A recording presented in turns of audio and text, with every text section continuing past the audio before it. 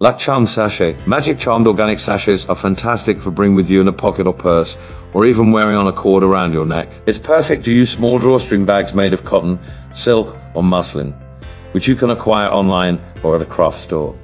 But you can likewise make a charm bundle with a piece of scrap cloth looped with a ribbon. Bring this charm with you on a journey, to a job interview, or any other occasion when you do like a little additional boost of luck. If you can discover among the crystals noted below, use a little stone, pebble, or seashell that has significance to you. You will require 1 cinnamon stick, 1 bay leaf, 14 cup dried chamomile flowers, little piece of a few crystals, and 1 candlelight. Pencil. Guidelines. Gather your active ingredients and place them on your altar or other working surface. Light the candle light and take a couple of deep breaths to still your mind. Place the chamomile flowers in the sachet, followed by the cinnamon stick. On the bay leaf, write this or a similar phrase: "Good luck is my constant companion." Location: the bay leaf in the sachet, and after that add the crystal or stone. Leave the beauty beside the burning candle to charge for at least 1 hour.